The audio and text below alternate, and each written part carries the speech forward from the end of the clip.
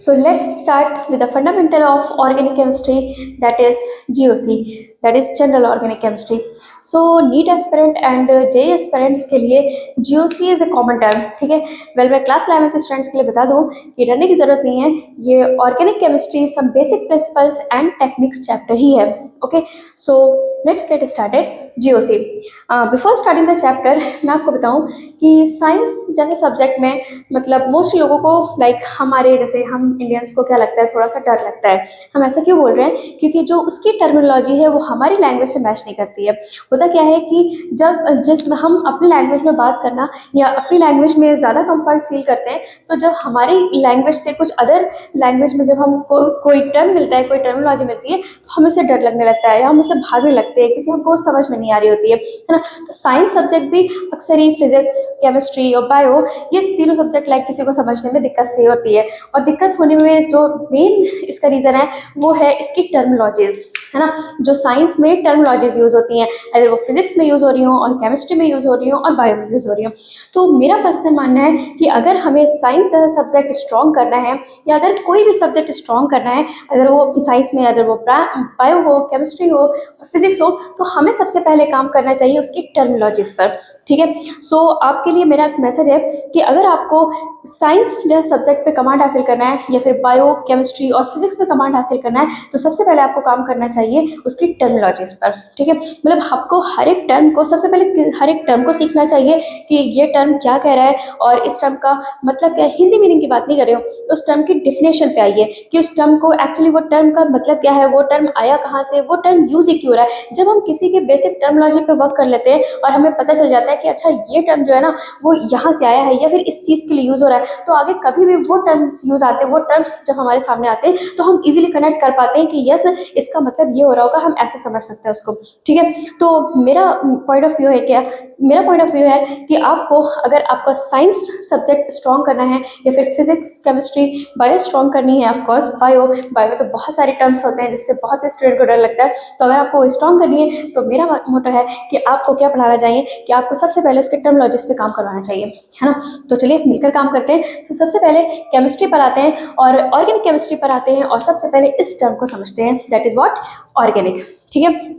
सो organic, तो जैसे आपने बहुत सारे अभी आजकल तो ब्रांड भी बहुत सारे आ रहे हैं ना ऑर्गेनिक नाम से कि ऑर्गेनिक है, इससे अपना काफ़ी ज़्यादा अपना वो क्या ले रहे हैं कि अपने व्यूज़ ले रहे हैं कि ऑर्गेनिक ब्रांड है, ऑर्गेनिक ब्रांड है। ये ऑर्गेनिक है क्या, ये ऑर्गेनिक मतलब क्या होता है, ये ऑर्गेनिक सबसे पहले ये टर्म किसके लिए यूज़ किया गया या इस टर्म को एक्चुअली ये टर्म आया कहाँ से, ये टर्म क्या होता है, ये टर्म एक्चुअली ऑर्गेनिक जब भी वर्ड आएगा तो हमें मेरे माइंड में क्या पिक्चर आनी चाहिए। तो चलिए उसी से लेट के बात करते हैं, ठीक है।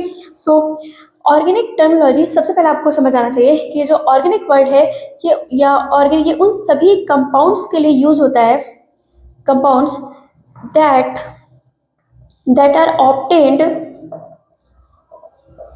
और isolated from living forms. Means organic ऐसे सारे कंपाउंड्स के लिए यूज़ होता है, ऐसे सभी कंपाउंड्स के लिए यूज़ होगा जो ऑब्टेन किए जाएंगे या आइसोलेट किए जाएंगे लिविंग फॉर्म से। अब आपको पता है लिविंग फॉर्म्स क्या है, हाँ जनरली सब बोलेंगे प्लांट्स एंड एनिमल्स, बट हमको पता है कि सिर्फ यही लिविंग नहीं है, बैक्टीरिया भी है, फंजाई भी है ना। तो all living forms, basically all living forms, है ना, फ्रॉम ऑल लिविंग फॉर्म्स, ठीक है। मेरे कहने का मतलब है कि ऑर्गेनिक टर्म सबसे पहले किसके लिए यूज की गई, तो सबसे पहले यूज की गई ऐसे कंपाउंड्स के लिए जो कि ऑब्टेन किए जाते थे लिविंग फॉर्म से, ठीक है ना। That is from plants, animals, bacteria, fungi, ऐसे जितने भी जो भी लिविंग ऑर्गेनिज्म है उनसे जो भी केमिकल्स, जो भी कंपाउंड्स ऑब्टेन किए जाते थे उनके लिए टर्मिनोलॉजी यूज की गई ऑर्गेनिक, ठीक है। तो इसके कंट्रास्ट में इनऑर्गेनिक के लिए किसके लिए यूज की जाएगी, जो अर्थ क्रस्ट से ऑब्टेन किए जाएंगे, ठीक है, जिनको हम मिनरल्स से बनाएंगे, तो उनके लिए टर्म यूज हो गई उसके अपोजिट, दैट इज इनऑर्गेनिक, ठीक है। तो आई थिंक आपको ऑर्गेनिक की छोटी सी क्लियर हुई कि ऑर्गेनिक का मतलब क्या होता है कि ऐसे सारे कंपाउंड्स जो कि ऑब्टेन किए जाते हैं या आइसोलेट किए जाते हैं फ्रॉम ऑल लिविंग फॉर्म्स या एनी लिविंग फॉर्म्स, है ना। मैं एनी लिख दूँ, ये बेटर है, from any living forms, that is other वो प्लांट हो, एनिमल हो, बैक्टीरिया हो और फंजाई हो, ठीक है। ठीक है, ये बात मैंने काफ़ी बार रिपीट कर दी, आई होप आप लोगों को ये लर्न भी हो गया होगा, ठीक है। वेल, एक और कैरेक्टरिस्टिक देखी गई कि ऐसे जितने भी लिविंग कंपाउंड्स थे मतलब ऐसे जितने भी कंपाउंड्स थे जो लिविंग ऑप्टेन से ऑप्टेन किए जाते थे, उनमें एक कॉमन कैरेक्टरिस्टिक था, और वो कॉमन कैरेक्टरिस्टिक था कि वो सारे कंपाउंड्स कार्बन के थे। किसके थे? कार्बन कंपाउंड्स थे। मतलब देखिए हुआ क्या कि सबसे पहले ऐसे जितने भी कंपाउंड्स थे जिनको लिविंग फॉर्म से ऑप्टेन किया जा रहा था, मतलब हम अगर प्लांट से ऑप्टेन किया जा रहा हो, एनिमल से ऑप्टेन किया जा रहा हो, तो उनके लिए एक नाम दे दिया गया या एक टर्मिनोलॉजी यूज की जाने लगी, दैट इज ऑर्गेनिक। ठीक, फिर बाद में उन कंपाउंड्स की स्टडी किया गया कि उनका केमिकल कंपोजिशन कैसा है, वो केमिकली किसके बने हुए, तो देखा गया कि उन कंपाउंड्स में जो सबसे कॉमन कैरेक्टरिस्टिक था, मतलब जो सबसे ज़्यादा हमें कॉमन कैरेक्टरिस्टिक मिला, वो ये कि वो सारे कंपाउंड्स किसके थे? कार्बन के थे। मतलब वो किसके कंपाउंड्स थे? कार्बन कंपाउंड्स थे। मतलब कंपाउंड जो थे वो किसके थे? मेडअप ऑफ कार्बन, मतलब वो कार्बन के कंपाउंड्स थे। ठीक है, तो हमने एक ऑर्गेनिक का दूसरा दूसरा पॉइंट भी क्लियर कर लिया कि एक्चुअली ऑर्गेनिक कंपाउंड्स हम उनको बोलेंगे जो कार्बन के कंपाउंड्स होंगे। ठीक है ना? अच्छा, अगर मैं क्या यहाँ पे एक वर्ड बोलूँ, अच्छा आपको एक बात और पता है कि जितने भी कंपाउंड्स हम लिविंग फॉर्म से ऑब्टेन करते हैं, उनके लिए एक और टर्म यूज किया जाता है, और वो टर्म होता है बायोमोलिक्यूल्स। बायोमोलिक्यूल्स, भाई आपको क्लियर है ना? बायो का मतलब क्या हुआ? लिविंग, और मॉलिक्यूल्स मतलब ऐसे जितने molecules which are obtained from living form, है ना? ऑब्टेन्ड फ्रॉम लिविंग फॉर्म, तो उसको हमने क्या कहा? बायोमोलिक्यूल्स। तो मेरे आपके लिए मेरा फर्स्ट स्टेटमेंट है, और वो ये है कि बताइएगा, statement 1 is all biomolecules all biomolecules are organic compounds, are organic compounds। एक और statement second, all organic compounds all organic compounds are biomolecules, are biomolecules। ठीक है, देखिए मैंने क्या कहा कि ऐसे जितने भी कंपाउंड्स हैं जो कि लिविंग फॉर्म से ऑब्टेन किए जाते हैं, उनके लिए एक टर्म यूज होता है, दैट इज बायोमोलिक्यूल्स। ठीक है, अगर आपको नहीं भी पता तो मैंने बता दिया, ठीक, उनके लिए क्या टर्म यूज करते हैं? बायोमोलिक्यूल्स। तो मेरा आपसे क्वेश्चन है, बताइएगा ये all whether all biomolecules are organic compounds, क्या जितने भी बायोमोलिक्यूल्स हैं वो सब ऑर्गेनिक कंपाउंड्स हैं? दिस स्टेटमेंट इज ट्रू और फॉल्स? हाँ, बाय डेफिनेशन तो ऐसे ही लग रहा है कि स्टेटमेंट ट्रू होना चाहिए। ट्रू है ना, कि जितने भी बायोमोलिक्यूल्स है वो सारे के सारे क्या है? ऑर्गेनिक। क्यों? क्योंकि ऑर्गेनिक टर्म ही वहीं से आया है कि जितने जो भी कंपाउंड्स हमको लिविंग फॉर्म से मिलते हैं, जितने भी कंपाउंड्स हमको लिविंग फॉर्म से मिलते हैं, उनको हम क्या कहते हैं? Organic compounds. तो ये स्टेटमेंट ट्रू है? बिल्कुल ट्रू है। बट क्या नीचे वाला स्टेटमेंट ट्रू है? क्या लिखा है? All organic compounds are biomolecules, जितने भी ऑर्गेनिक कंपाउंड्स हैं वो सब के सब बायोमोलिक्यूल्स हैं। Is it true? हाँ, मुझे इसका कमेंट करके आंसर करिएगा। मैं ये क्वेश्चन मार्क कर रही हूँ, और मैं ये बताऊंगी आपको नेक्स्ट लेक्चर में। ठीक है, तो आप इस पे सोचिएगा कि क्या सारे ऑर्गेनिक कंपाउंड्स बायोमोलिक्यूल्स हम उनको बोलेंगे? ठीक है, अच्छा अभी तक हमने क्या पढ़ लिया कि ऑर्गेनिक कंपाउंड्स जो है, ठीक है, ऑर्गेनिक की पिक्चर हमने थोड़ी बहुत क्लियर किया। वो सबसे पहले ये क्लियर किया कि ऑर्गेनिक टर्म इसका मतलब उन सभी कंपाउंड्स के लिए यूज होगा जो कि लिविंग फॉर्म से ऑब्टेन किए जाएंगे, पहला पॉइंट। और दूसरा पॉइंट कि वो सारे के सारे कंपाउंड किसके होंगे? कार्बन के होंगे। ठीक है, अब सुनिए, नॉर्मली ये जो कार्बन है ना, ये कार्बन है ना, अच्छा सुनिए, जैसे मान लीजिए हमने कहा ठीक है ऑर्गेनिक तो कंपाउंड्स वो होंगे जो कि कार्बन के बने होंगे। ओके, ऐसे और भी कोई अदर कंपाउंड्स होंगे जो किसी और एलिमेंट्स के बने होंगे, और हमने अब तक की आपको बताया कि 119 प्लस एलिमेंट्स को डिस्कवर कर लिया है। ठीक है, तो ऐसे ही डिफरेंट एलिमेंट्स डिफरेंट कंपाउंड्स बनाते होंगे, तो क्या फिर हम उनके भी कंपाउंड्स की स्टडी को एक अलग सेपरेट ब्रांच में पढ़ते हैं? ऐसा नहीं होता है ना। मतलब हम किसको पढ़ रहे होते हैं? हम बेसिकली, मतलब हमने जो है ऑर्गेनिक केमिस्ट्री लिखा है, इसका मतलब ये हो गया ना कि हम कार्बन, बेसिकली कंपाउंड्स किसके बने हुए? कार्बन के बने हुए। तो अगर ये कार्बन के बने हुए कंपाउंड्स है, इसका मतलब ये कार्बन के बने हुए compounds that is organic compounds की जो सेपरेट ब्रांच होती है जिसमें उसको हम डील करते हैं, वो है ऑर्गेनिक केमिस्ट्री। तो क्या हम सारे ही एलिमेंट्स के लिए, क्या हम ये सारे ही मतलब अदर एलिमेंट्स, जैसे मान लीजिए कार्बन के अलावा कोई और अदर एलिमेंट हो गया, मैंने बोला ना कि जैसे कि 119 प्लस एलिमेंट्स की डिस्कवरी हो चुकी है, और वो भी एलिमेंट्स कहीं ना कहीं कंपाउंड्स बनाते होंगे। ठीक है, तो क्या हम उनके भी हर एक एलिमेंट की कंपाउंड्स की स्टडी के लिए एक सेपरेट ब्रांच के साथ डील कर रहे होते हैं? अगर ऐसा कर रहे होते तब तो सच में क्या साइंस लोग छोड़ देते हैं। नहीं, मतलब इतना तो पढ़ना बहुत पॉसिबल नहीं है, तो फिर काफ़ी ज़्यादा मुश्किल हो जाता। ऐसा नहीं करते। ऐसा क्यों नहीं करते? देखिए, हम उनको एक सेपरेट ब्रांच में रखेंगे ना, या हम उनकी एक सेपरेट स्टडी करेंगे जिनके कंपाउंड्स बहुत ज़्यादा नंबर में मिल रहे होंगे, ठीक है, और उनके कंपाउंड्स बहुत ज़्यादा डाइवर्स होंगे, मतलब उनके केमिकल कंपोजिशन में बहुत डाइवर्स होगा, मतलब बहुत ज़्यादा उनके केमिकल कंपोजिशन में डाइवर्सिफिकेशन होगा, मतलब बहुत डिफरेंट, बहुत डाइवर्स कंपाउंड्स फॉर्म कर रहे होंगे, और दूसरा बहुत ज़्यादा नंबर में फॉर्म कर रहे होंगे। दैट्स वाई उसको, इसके लिए हम एक सेपरेट ब्रांच के साथ डील करेंगे, या सेपरेट ब्रांच में उसको रख रहे होंगे, ठीक है। तो हम, मेरा क्वेश्चन है कि जो कंपाउंड्स हैं, जो कार्बन के कंपाउंड्स हैं, दैट इज मतलब ऑर्गेनिक कंपाउंड्स, उनकी एज अ सेपरेट ब्रांच, उनको डील करने के लिए एज अ सेपरेट ब्रांच क्यों बनाई गई, दैट इज ऑर्गेनिक केमिस्ट्री क्यों बनाई गई। तो ये जो क्वेश्चन है मेरा, इसी के आंसर से शुरुआत होता है इस चैप्टर का, that is what, catenation. Catenation, okay. So सबसे पहले हम क्या पढ़ेंगे, कैटेनेशन के बारे में। तो मैं 1 मिनट आपको दे रही हूँ, आप पॉज करके, आप स्क्रीनशॉट लेना हो तो आप स्क्रीनशॉट ले सकते हैं, ठीक है, और फिर हम बात करेंगे कैटेनेशन पर, ओके।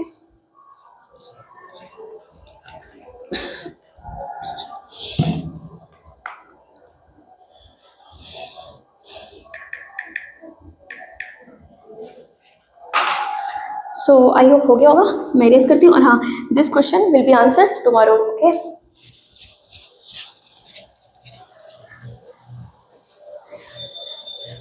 और आप लोग अगर इसका आंसर जानते होंगे तो प्लीज़ कमेंट बॉक्स में ज़रूर बताएं। सो आते हैं फर्स्ट ऑर्गेनिक कंपाउंड्स, और कह लिए ऑर्गेनिक केमिस्ट्री के फर्स्ट टॉपिक पर हम आते हैं, दैट इज व्हाट, कैटेनेशन। देखिए, तो सबसे पहले, अभी तक एक्चुअली मैंने चैप्टर शुरू नहीं किया है ना, अब यहाँ से चैप्टर शुरू होगा। अभी तक मैं आपको क्या कर रही थी, अभी तक मैंने आपके सामने सिर्फ ऑर्गेनिक टर्म को क्लियर किया है। मैंने फिर से अगेन मैं आपको बोलूँगी कि जब तक आप टर्मिनोलॉजी पे वर्क नहीं करेंगे, आपका बेस नहीं स्ट्रांग होगा, और आपको एक्चुअली उस चैप्टर में या उस सब्जेक्ट में इंटरेस्ट ही नहीं आएगा। अगर आपको किसी सब्जेक्ट में इंटरेस्ट बिल्ड करना है, सबसे पहले आपको उसकी टर्मिनोलॉजी पे काम करना आना चाहिए कि उसके टर्म्स का मतलब क्या है। अब आपको एक्चुअल मतलब आपके सामने थोड़ी बहुत तो पिक्चर क्लियर ही होगी कि ऑर्गेनिक का मतलब क्या होता है, ठीक है। अब मैं वापस से ऑर्गेनिक के मतलब पे नहीं आ रही, ठीक है, हाँ, कल हम उसको रिवाइज जरूर करेंगे एक बार फिर से, ठीक है। सो अब हम आते हैं कैटेनेशन पर। तो व्हाट इज कैटेनेशन, मैंने क्या कहा कि एक्चुअली हम why we study carbon compounds in a separate branch of chemistry, that is organic chemistry, है ना। हम क्यों कार्बन के कंपाउंड्स की स्टडी एक केमिस्ट्री के लिए पूरी उसकी ब्रांच ही उसको डिवोट कर दी गई कि आप इस ब्रांच में अब इसको पढ़ेंगे, दैट इज ऑर्गेनिक केमिस्ट्री में। तो उसका वन ऑफ द रीजन है कैटेनेशन, ठीक है। सो बात करते हैं कि कैटेनेशन क्या होता है। तो कैटेनेशन इज, मैं उसको सिंपल टर्म में अगर मैं डिफाइन करूं तो it is the self linking property. Self linking property, what does it mean? Catenation का क्या मतलब हुआ कि अपने से ही जुड़ने की प्रॉपर्टी, मतलब अपने से ही जुड़ने की प्रॉपर्टी जो होती है उसको हम क्या कहते हैं, कैटेनेशन। तो catenation is what, self linking property, मतलब खुद से ही जुड़ने की प्रॉपर्टी कहलाती है कैटेनेशन। आपने देखा होगा कि जो कार्बन होगा वो कार्बन अपने ही जैसे कार्बन दूसरे कार्बन एटम से ऐसे जुड़ता जुड़ता ऐसे बहुत लंबी सी चेन बना सकता है ना, ऐसे बहुत लंबी लंबी चेन बना सकता है, मतलब बहुत सारे कंपाउंड्स बना सकता है ऐसे, है ना, बहुत लंबी लंबी ऐसी चेन बना सकता है, ठीक है। तो मतलब इसमें हो क्या रहा है, इसमें एक कार्बन किसी दूसरे कार्बन से जुड़ता जा रहा है, ऐसे ये भी कार्बन एक और कार्बन से जुड़ रहा है, एंड सो ऑन। तो कार्बन के अपने ही जैसे कार्बन से जुड़ने की जो प्रॉपर्टी है वो कहलाती है कैटेनेशन। तो यहाँ पे मैंने क्या लिखा है कि catenation is what, self linking property, ठीक है। तो सेल्फ लिंकिंग प्रॉपर्टी को क्या बुलाते हैं हम, कैटेनेशन। अब मेरा पहला स्टेटमेंट 1 क्या बोला मैंने कि catenation property is shown only by carbon। This statement is true और फॉल्स, बताएं। देखिए, मैंने क्या कहा, सिंपल कैटेनेशन का क्या मतलब होता है, सेल्फ लिंकिंग प्रॉपर्टी, मतलब अपने से जुड़ने की प्रॉपर्टी क्या कहलाएगी, कैटेनेशन, ठीक है। और हमने देखा भी है कि कार्बन अपने ही जैसे दूसरे कार्बन एटम से ऐसे जुड़ता चला जाता है, और हम क्या कह सकते हैं, अच्छा इसमें किसी को कोई पार्ट बॉल तो नहीं दिख रहे, ओके चल। तो यहाँ पे कार्बन अपने ही जैसे कार्बन एटम से ऐसे जुड़ता चला जाता है, इसी को हम उसकी कौन सी प्रॉपर्टी, उसके लिए क्या टर्म यूज करते हैं, कैटेनेशन। मतलब अब देखो, मैंने क्या कहा कि जैसे टर्मिनोलॉजी हमको क्या मिली, कैटेनेशन। अभी कैटेनेशन तो एक बड़ा सा अजीब सा टर्म लगने लगा, साइंटिफिक टर्म लगने लगा, ठीक है, लेकिन इसका मतलब क्या है, मतलब तो इसका बिल्कुल सही है, मतलब उसमें क्या ही बोल रहा है, कैटेनेशन का मतलब क्या ही बोला उसने कि अपने ही जैसे जुड़ने, अपने ही जैसे दूसरे एटम से जुड़ने की प्रॉपर्टी कैटेनेशन। तो अभी मैंने अपनी लैंग्वेज में बोला, आपने अपनी लैंग्वेज में सुना, तो आपको ये इजी समझ में आ गया। ठीक है, अब थोड़ा सा इसके आते हैं डीप कॉन्सेप्ट पर। तो बताइए, क्या मैंने लिखा है कि catenation property is shown only by carbon, क्या कैटेनेशन की प्रॉपर्टी सिर्फ कार्बन शो करता है? सो दिस स्टेटमेंट इज, बताइएगा, वैसे ये स्टेटमेंट क्या है, फॉल्स। ठीक है, क्यों फॉल्स है? क्योंकि, और ऑफ कोर्स मैंने यहाँ नहीं लिखा है कि self linking property of carbon only, ऐसा मैंने नहीं लिखा है, ऐसा मैंने नहीं लिखा है। क्यों? क्योंकि कि सिर्फ कार्बन की ये प्रॉपर्टी नहीं होती शो करने की, अदर एटम्स भी शो करते हैं। कौन कौन से और अदर एटम्स शो करते हैं? इसी के अपने ग्रुप के, मतलब इसी के परिवार वाले, दैट इज कार्बन फैमिली। तो कार्बन फैमिली में आपको पता है कार्बन आता है, सिलिकॉन आता है, जर्मेनियम आता है और टिन आता है। ठीक है, लेकिन आपको पता है कि इसमें जो कैटेनेशन की प्रॉपर्टी है, अगर मैं इसका ऑर्डर लगाऊं, मतलब कैटेनेशन प्रॉपर्टी का अगर मैं ऑर्डर लगाऊं कि सबसे ज्यादा कैटेनेशन प्रॉपर्टी रखने वाला कौन सा एलिमेंट है या कौन सा एटम है, तो ऑफ कोर्स कार्बन है। और सबसे ज्यादा, मतलब सबसे ज्यादा अगर कैटेनेशन की प्रॉपर्टी रखता है तो वो कौन रखता है? कार्बन। ठीक है, फिर उसके बाद silicon and then germanium and then कह सकते हैं जर्मेनियम और सिलिकॉन लगभग लगभग बराबर ही प्रॉपर्टी रखते हैं, और ये बहुत कम रखते हैं। एक्चुअली सबसे ज्यादा आपस में ही, मतलब अपने से ही जुड़ने की प्रॉपर्टी वो किसकी होती है? कार्बन की। अच्छा, ऐसा नहीं है कि सिर्फ कार्बन सिंगल बॉन्ड के थ्रू ही अपने कार्बन एटम से जुड़ता है। आपने देखा है कि कार्बन दूसरे कार्बन एटम से डबल बॉन्ड के साथ भी जुड़ता है, और कार्बन दूसरे कार्बन एटम से ट्रिपल बॉन्ड के थ्रू भी जुड़ता है। ठीक है, तो ऐसे ऐसे बहुत सारे, मतलब आप इसको इससे कनेक्ट मत करिएगा। ठीक है, तो मतलब क्या है कि कार्बन डबल बॉन्ड भी बना सकता है, कार्बन ट्रिपल बॉन्ड भी बना सकता है, मतलब कार्बन अपने ही साथ सिंगल बॉन्ड के साथ भी जुड़ सकता है, डबल से भी जुड़ सकता है, ट्रिपल से भी जुड़ सकता है। मतलब इसका कितना डाइवर्सिफिकेशन है कि ना केवल कि अपने ही से बहुत ज्यादा नंबर में जुड़ सकने की इसकी कैपेबिलिटी है, बल्कि अपने साथ टू बॉन्ड्स भी बना सकता है, टू कोवेलेंट बॉन्ड भी बना सकता है, थ्री कोवेलेंट बॉन्ड्स भी बना सकता है। ठीक है, लेकिन मैंने देखा कि जो कैटेनेशन की प्रॉपर्टी है वो सिर्फ कार्बन के पास नहीं होती, वो सिलिकॉन के पास भी होती है, जर्मेनियम के पास भी होती है, टिन के पास भी। लेकिन सबसे ज्यादा अगर कैटेनेशन की प्रॉपर्टी किसी के पास मिलती है तो कार्बन के पास मिलती है। देन सिलिकॉन की प्रॉपर्टी उससे कम अच्छी होती है, मतलब इतनी अच्छी प्रॉपर्टी नहीं रखता है। ऐसा सिलिकॉन क्यों बनाता है? आपने देखा होगा, सिलिकॉन में आपने देखा होगा, इनफैक्ट अगर आप 11 में है तो क्लास 12 में जब जाएंगे तो आप सेमीकंडक्टर चैप्टर पढ़ेंगे फिजिक्स का, और उसमें आप देखेंगे सिलिकॉन के घर बने होंगे, लाइक, है ना, मतलब सिलिकॉन भी अपने ही जैसे एटम से जुड़ने की टेंडेंसी को रखता है। ठीक है, तो ये प्रॉपर्टी सिलिकॉन भी शो करता है। ठीक, लेकिन हाँ, कार्बन जितनी नहीं शो करता। कार्बन सबसे ज्यादा अच्छी प्रॉपर्टी शो करता है कैटेनेशन में, फिर जर्मेनियम भी शो करता है, बट वो इतनी ज्यादा नहीं शो करता, अपने सिलिकॉन ही बहुत ही कम अच्छी प्रॉपर्टी शो करता है। ठीक है, तो ये बात थी कैटेनेशन की। मैं वापस आती हूँ अपने स्टेटमेंट पर। मैंने लिखा catenation property is shown only by what? Carbon. तो ये फॉल्स आपको समझ में आ गया, क्योंकि सिलिकॉन भी शो करता है। ठीक है, एक और स्टेटमेंट में लिख रही हूँ कि कार्बन शो, या एनसीईआरटी की लाइन लिख रही हूँ, carbon also show, I hope it is visible, carbon also show property of catenation, carbon also show property of catenation with hydrogen, sulfur, phosphorus, halogen, मतलब क्लोरीन ले लीजिए, एक्सेट्रा। इज दिस स्टेटमेंट और true और false? क्या ये statement true है या false है? क्या लिखा है मैंने कि carbon also show property of catenation with hydrogen, sulphur, phosphorus, chlorine etcetera. ये दो होमवर्क मैं दे जा रही हूँ आपको, ये दो स्टेटमेंट आपको देके जा रही हूँ कि बताइए सेकंड स्टेटमेंट है, क्या ये स्टेटमेंट ट्रू है?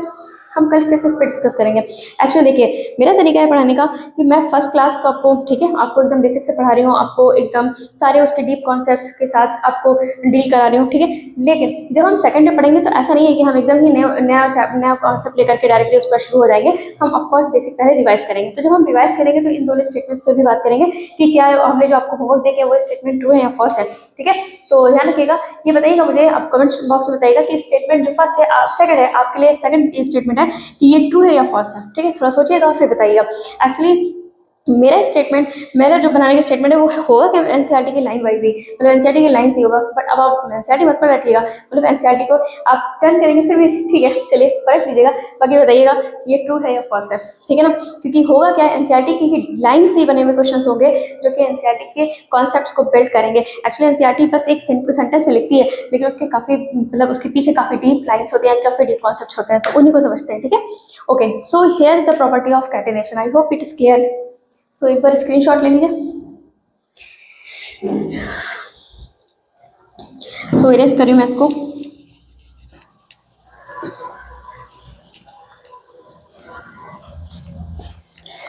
थोड़ा सा और बेसिक पर बात करते हैं और थोड़ी सी इसकी हिस्ट्री पर बात करते हैं एक्चुअली, और फिर हम आते हैं एक्चुअली मेन टॉपिक पर, दैट इज हम पढ़ेंगे हाइब्रिडाइजेशन, है ना। तो यह हम उसको कल कर लेंगे, वेल देखते हैं। अभी हम सबसे पहले देखो थोड़ा इसके बैकग्राउंड पर बात करते हैं, थोड़ी इसकी हिस्ट्री पर बात करते हैं। हिस्ट्री तो उतनी हिस्ट्री पढ़ेंगे जितने की इस चैप्टर में है ना। वैसे तो इस पर बहुत सारी बातें की जा सकती हैं, लेकिन अभी हम पहले उतनी हिस्ट्री तक रखते हैं जितने कि इस चैप्टर में, मतलब इस चैप्टर में बात की गई है, ठीक है। तो सबसे पहले एनसीईआरटी के अकॉर्डिंग हम देखते हैं कि जो ऑर्गेनिक केमिस्ट्री है वो कितनी पुरानी है। तो देखिए सबसे पहले अगर हम बात करें तो ऑर्गेनिक केमिस्ट्री, सबसे पहले हिस्ट्री में सबसे पहला पॉइंट बात करें तो जो ऑर्गेनिक केमिस्ट्री है एनसीईआरटी लिखती है was about 200 years old। देखिए जिसने एनसीईआरटी नहीं लेके बैठे तो प्लीज लेके बैठे, ऐसे वो मूवी नहीं चल रही है ना, तो मतलब आपको साथ में एनसीईआरटी लेकर बैठनी होगी, और साथ में आप मैच भी कर सकते हैं, मैच करने की जरूरत नहीं है, बट हाँ एनसीईआरटी लेकर बैठिएगा, ठीक है। क्योंकि हमें अपना जो बेस बनाना है एनसीईआरटी से ही बनाना है, और एनसीईआरटी को कभी नहीं छोड़ना। हम बेसिक पर बात करेंगे, हम टॉप लेवल पे भी जाएंगे, लेकिन एनसीईआरटी लेते हुए, ठीक है। सो organic chemistry was about 200 years old. Organic chemistry कितनी पुरानी है? करीब 200 ईयर्स ओल्ड है। अच्छा, और मतलब क्या लिखा है एनसीईआरटी में कि ऑर्गेनिक केमिस्ट्री करीब 200 ईयर्स ओल्ड है, ठीक है। एक डाटा है दिया हुआ है हिस्ट्री के बारे में, थोड़ा सा बताया हुआ है, जान लेते हैं एक बार, just go through it, okay. मतलब एक बार पढ़ लेते हैं। लाइक आप कोई क्वेश्चन कर सकते हैं कि आप इसको क्यों पढ़ा रहे हो, ठीक है, आप आगे बढ़िए ना, या फिर आप आगे मेन कॉन्सेप्ट बताइए, डेटा बैलेंसिंग पर आ जाइए, आप ये क्यों छोड़ दे रहे हैं। तो it is written in the first page, है ना, ये फर्स्ट पेज चैप्टर के फर्स्ट पेज पर रिटन है। और मैं आपको बता दूं कि इस साल ही नहीं, और भी प्रीवियस ईयर के आप क्वेश्चंस देख लीजिए, आपको क्वेश्चंस फर्स्ट पेज से ही मिल जाएगा। मतलब ज़्यादा आगे बढ़ने की जरूरत नहीं है, फर्स्ट पेज से ही क्वेश्चंस फॉर्म हो सकते हैं या फिर बनाए जा सकते हैं। तो इसका मतलब ये है कि इंट्रो पार्ट जो बता रहा है वो उसको हल्के में नहीं लेना, ठीक है। सो organic chemistry was about 200 years old. और इसके बाद जैसे कि आपको पता है कि अराउंड मतलब अबाउट 1780, मतलब अराउंड मैं कहूँ कि अराउंड 1780, अराउंड 1780 एक, मतलब एक समझ लीजिए एक डिस्टिंग्विशन शुरू हुआ इसके बीच में, distinguishing between between organic compounds, organic compounds. अब मैं इसको शॉर्ट में थोड़ा सा ओसी लिखूंगी, है ना, and inorganic compounds, and inorganic compounds, inorganic, okay,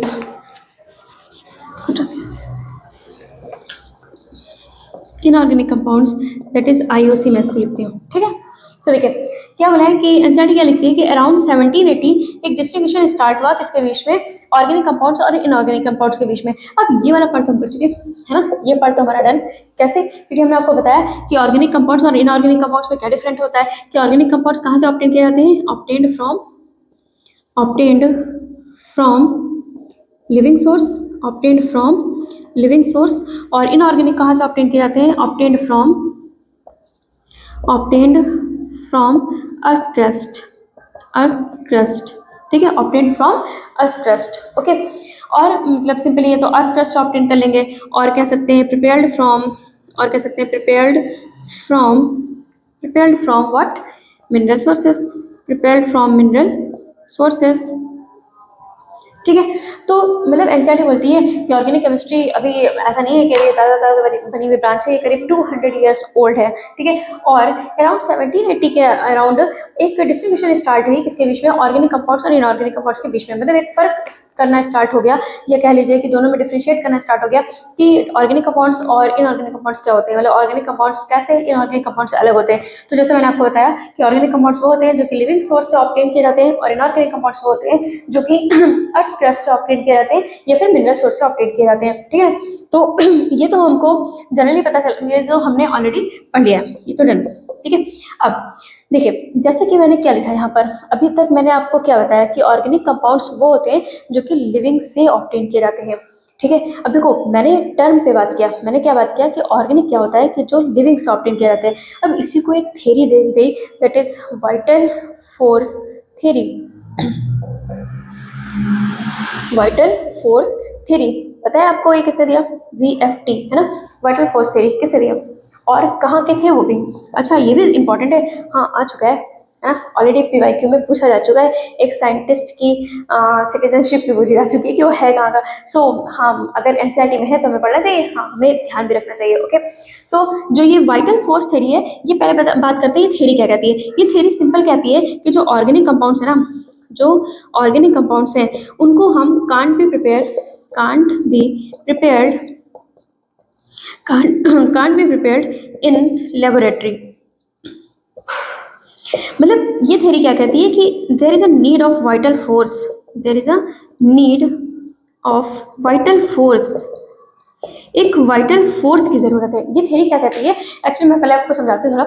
ये थ्योरी क्या कहती है कि एक वाइटल फोर्स की जरूरत होती है, और ये फोर्स सिर्फ लिविंग सेल में मिलेगा, मतलब लिविंग ऑर्गेनिज्म में मिलेगा, और ये फोर्स बाहर है नहीं, बाहर एग्जिस्ट नहीं करता। तो हम किसी भी ऑर्गेनिक कंपाउंड को बाहर मतलब लेबोरेटरी में प्रिपेयर नहीं कर सकते। क्या बोला कि organic compound can't be prepared in laboratory, क्यों? क्योंकि there is a need of vital force which is present inside the living। मतलब एक ऐसे फोर्स की जरूरत है जिसको उन्होंने नाम दिया वाइटल फोर्स, जो कि मिलता कहाँ है, इनसाइड लिविंग मिलता है। जो कि अगर सिर्फ लिविंग में ही मिलता है तो इसका मतलब हम उसको बाहर लैब में प्रिपेयर नहीं कर सकते, can't be prepared in lab. और अभी तक हम डिफिनेशन में यही तो बात करते आ रहे हैं कि ऑर्गेनिक कंपाउंड क्या होते हैं, जो कि हमको लिविंग सॉफ्टवेयर होता है। तो अभी तक आपको मैंने इतनी बारी सेंटेंस रिपीट कर दिया है, आपको भी आइडिया हो गया होगा, या आपको ये बात आपके दिमाग में बैठ गई होगी कि हाँ, ऑर्गेनिक कंपाउंड्स तो वो होते हैं जो लिविंग से मिलते हैं। ठीक है, ऐसा ही कुछ लेकर के आ गए एक साइंटिस्ट, और उन्होंने थ्योरी का नाम दे दिया, that is vital force theory. ठीक है, मतलब कहने का मतलब है कि ऑर्गेनिक कंपाउंड्स की प्रिपरेशन के लिए एक वाइटल फोर्स रिक्वायर्ड है, और वो वाइटल फोर्स सिर्फ और सिर्फ लिविंग में मिलेगा। सो हम living compound that is organic compounds को हम लेबोरेटरी में प्रिपेयर नहीं कर सकते। सो ये किसने कहा? तो this theory is created by Swedish chemist, क्या नाम था उनका? बर्जीलियस।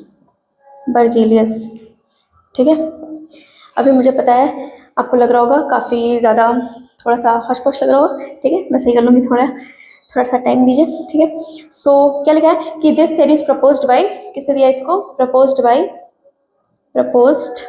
बाय अ स्वीडिश केमिस्ट, जिनको क्या नाम था? बर्जीलियस। तो बर्जीलियस की थ्योरी थी। ठीक है, अब हुआ क्या, पहले तो आप इसका थोड़ा सा स्क्रीनशॉट ले लिए, फिर मैं आगे कंटिन्यू करूँ।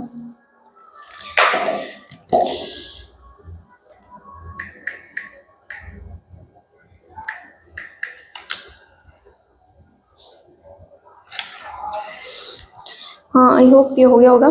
तो चलिए आगे बढ़े।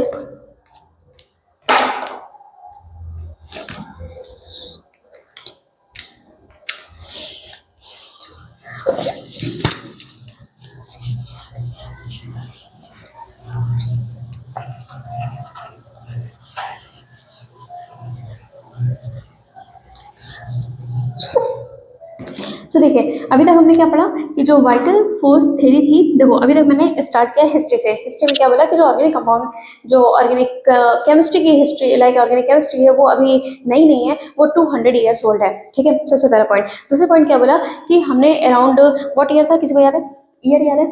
चलिए 1780, है ना? तो ईयर आपको पता है 1780, है ना? राइट, हाँ एक बार मैं भी चेक कर लेती हूँ। हाँ ओके राइट, 1780। तो अराउंड द ईयर 1780 एक डिस्कशन स्टार्ट हुआ ऑर्गेनिक और इनऑर्गेनिक के बीच में। आपको ये सारे पॉइंट्स याद होने चाहिए, आपको ईयर भी याद होना चाहिए जो भी एनसीईआरटी में लिखा हुआ है। ठीक है, मतलब एनसीईआरटी का हर एक वर्ड इंपॉर्टेंट है, हर एक ईयर इंपॉर्टेंट है, हर एक साइंटिस्ट इंपॉर्टेंट है, और साइंटिस्ट की नेशनलिटी भी इंपॉर्टेंट है। सही है, तो हमें सब मतलब जो भी एनसीईआरटी को लाइक हमको एनसीईआरटी को एकदम पी जाना है लेकिन ऐसे नहीं पीना है, मतलब समझ के पीना है। ठीक है, सो वेल, हाँ क्या बोला, ये वैलेंस बॉन्ड थ्योरी नहीं है कि कोई इसको वीवीटी समझ ले ना। तो ये वीएफटी है, दैट इज क्या है? Vital force theory. तो वाइटल फोर्स थ्योरी किसने दिया? अभी क्या बताया मैंने? Given by Berzelius. ठीक है, अब देखिए हुआ क्या कि बर्जीलियस ने तो ये बोल के चले गए कि मतलब थे, सॉरी मतलब गए नहीं, वहीं उस टाइम वो भी थे। तो क्या हुआ कि बर्जीलियस ने क्या बोला कि जो ऑर्गेनिक कंपाउंड्स होते हैं उनको वो कहाँ बन सकते हैं? वो लैब में नहीं बन सकते। क्यों? क्योंकि उनके लिए वाइटल फोर्स चाहिए, और वो फोर्स है कहाँ? वो फोर्स लिविंग ऑर्गेनिज्म के अंदर है। ठीक है, फिर क्या हुआ?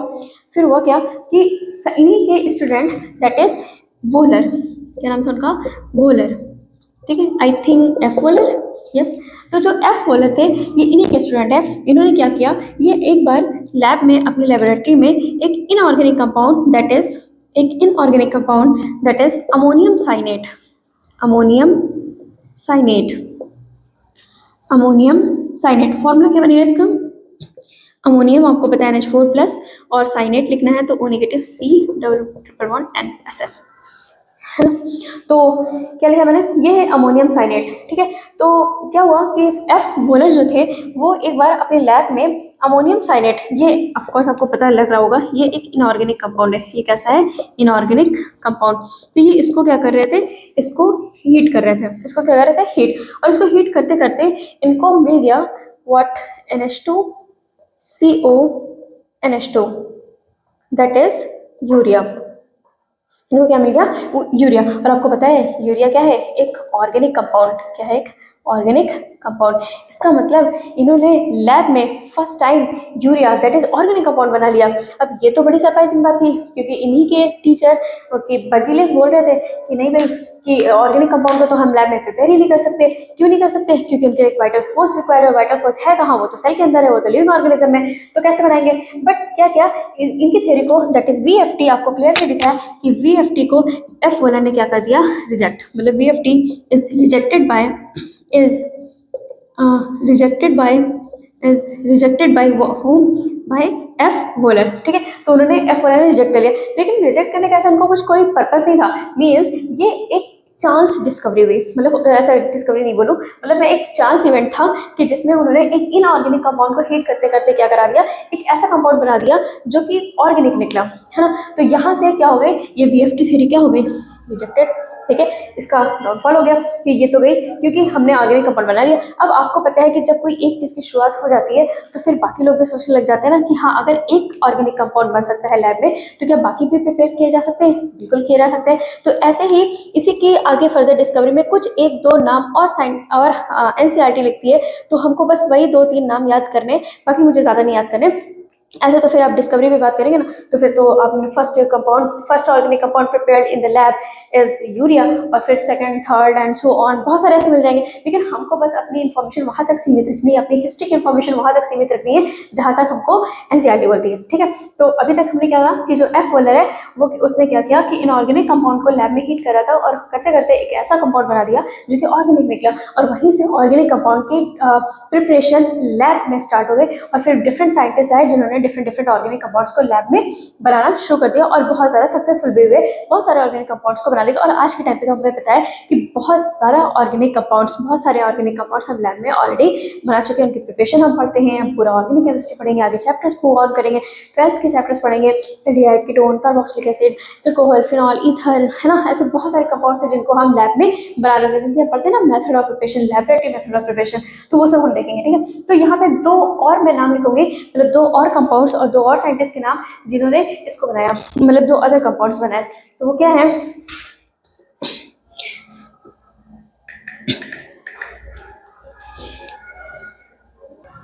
देखिए, तो जो दो अदर नेम गिवन है NCERT में वो है कोल्बे जिन्होंने synthesized acetic acid, Kolbe synthesized acetic acid,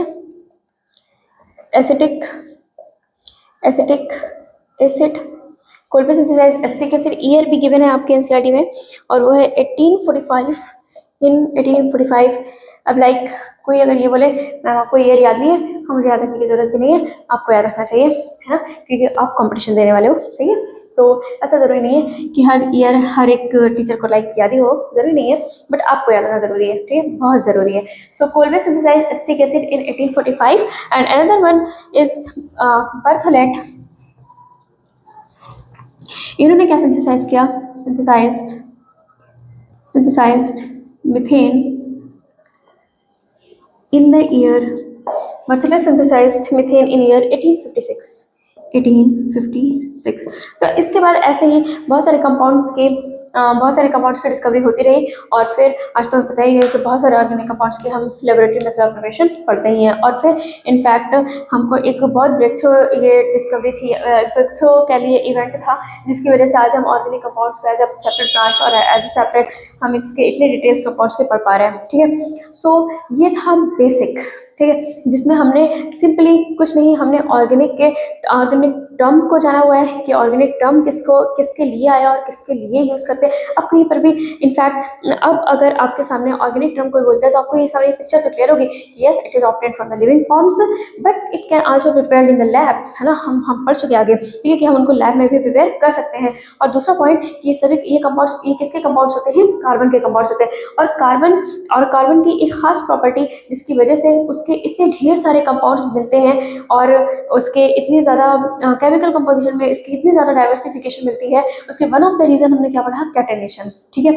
सो फिर कैटेनेशन हमने क्या बताया कि catenation is what, it is a self linking property, मतलब अपने से ही जुड़ने की प्रॉपर्टी को हम कहते हैं कैटेनेशन। तो सिर्फ अपने से ही जुड़ने की प्रॉपर्टी सिर्फ कार्बन ही नहीं रखता, उसके अदर मेंबर मतलब उसकी फैमिली के और लोग भी रखते हैं, जैसे कि सिलिकॉन, जर्मेनियम। बट कार्बन के रिस्पेक्ट में सिलिकॉन और जर्मेनियम में इतनी खास कैटेनेशन प्रॉपर्टी देखने को नहीं मिलती जितनी कि हमको कार्बन में देखने को मिलती है, ठीक है। सो इसके बाद हमने बात किया हिस्ट्री पर, ऑर्गेनिक कंपाउंड्स की हिस्ट्री पर, तो जिसमें एनसीईआरटी बोलती है कि ऑर्गेनिक कंपाउंड्स की हिस्ट्री अबाउट 200 ईयर्स ओल्ड है।